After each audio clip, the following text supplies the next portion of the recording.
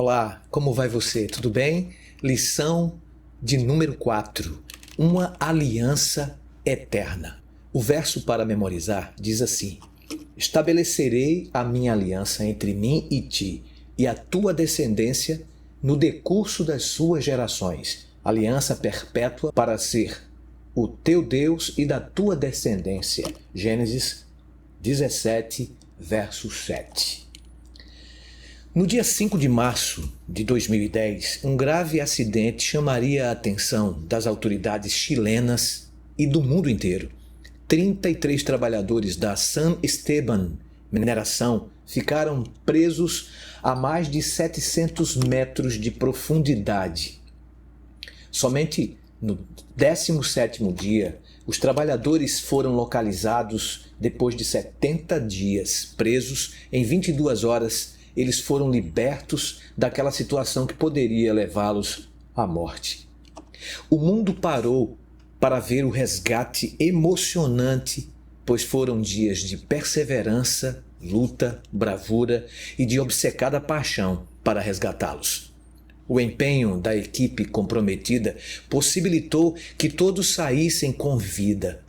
De forma semelhante, quando a humanidade caiu na ruína do pecado, o céu se arregimentou e Deus prontamente materializou o plano para resgatá-la dessa terrível tragédia. O trabalho que envolve a Trindade, os anjos, a equipe de resgate, tornou-se incessante, intenso e apaixonante. Todos com o mesmo objetivo: retirar o máximo possível de pessoas das profundidades da perdição. Foi Deus quem pensou, criou e executou o plano. Agora, pelo seu mérito e graça, ele alista por meio da aliança os que estavam perdidos para alcançar os que ainda se encontram perdidos. Essa obra se tornou um verdadeiro trabalho em equipe. É muito difícil construir amizade que vá além da interação formal e profissional com pessoas de posições ou classes sociais mais elevadas. O plebeu da periferia de uma grande nação dificilmente conseguiria se aproximar de um rei para criar laços profundos de apreço e afeição. Mas o que parece impossível para um plebeu se tornaria fácil se o próprio rei tomasse a iniciativa da aproximação. Foi o que ocorreu na relação de amizade muito próxima entre Deus e seu patriarca Abraão. Pois em Gênesis 15, verso 7, o Senhor se aproximou do patriarca com o objetivo de fazer dele uma pessoa ainda mais especial. Percebemos isso analisando as palavras que Deus usou na conversa com o patriarca. Deus disse: Eu sou o Senhor.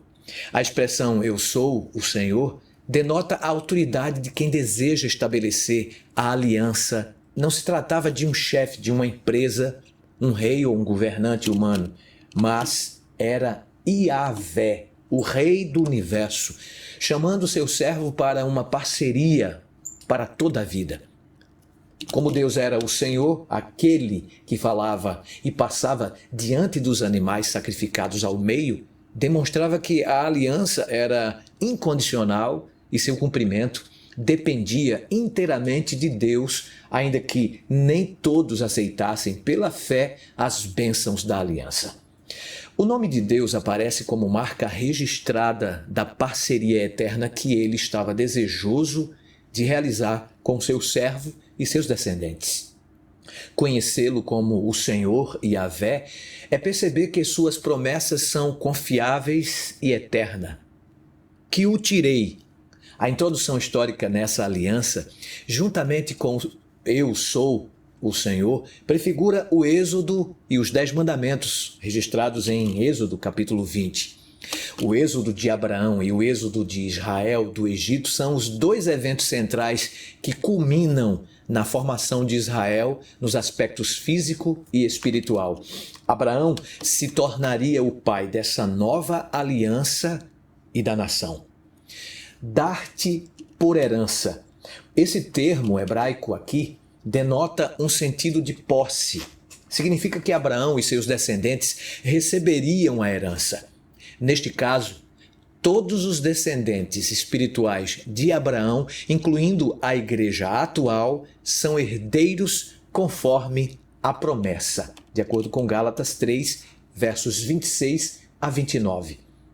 Em Gênesis 17, verso 1, é descrito que Deus se apresentou a Abraão como o Todo-Poderoso, em hebraico El Shaddai.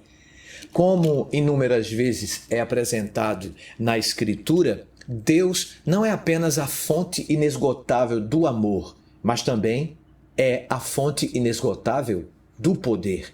Por essa razão, as promessas feitas a Abraão se tornam mais magníficas e confiáveis, pois ninguém menos que o Todo-Poderoso estava convidando, confirmando e consolidando a aliança. A aparição de Deus a Abraão em Gênesis 17, verso 1, talvez seja um modo divino de dizer ao seu servo que parasse de tentar resolver as coisas a seu modo. Deus desejava, nessa aliança, que seu servo seguisse os seus projetos de vida. Imagine o Todo-Poderoso pedindo para ser o guia, redentor e protetor da vida de Abraão.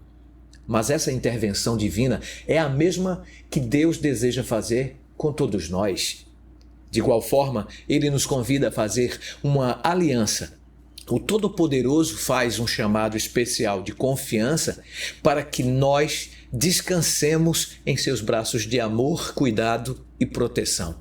Em suma, Shaddai evoca a ideia de que Deus é capaz de transformar o estéril em fértil e de consolidar o cumprimento das suas promessas. Logo após a resposta positiva de Abraão, Deus mudou o nome do patriarca de Abrão, que quer dizer pai exaltado, para Abraão, que quer dizer pai de uma multidão. A mudança do nome também ensina que a promessa do Todo-Poderoso de constituir Abraão o pai de muitas nações abrange tanto o sentido biológico, em especial, por intermédio de Isaque, quanto o espiritual, os seus descendentes. Em Gênesis 17, encontramos a abrangência da aliança. De minha parte, a aliança partia de Deus. De sua parte, a resposta humana diante do chamado divino. Da parte de Sara, a aliança é estendida para toda a família. E da parte de Isaque, essa aliança alcança os seus descendentes em todas as gerações, inclusive todos nós. Nesse contexto, a aliança com Abraão implica a geração de uma nação espiritual que reproduziria a fé do patriarca até os confins da terra. Portanto, designa uma relação salvífica espiritual do Todo-Poderoso com todos os descendentes espirituais do patriarca que se achegarem a ele. Deus não se compromete apenas com Abraão, mas com toda a sua descendência espiritual que exerce semelhante fé.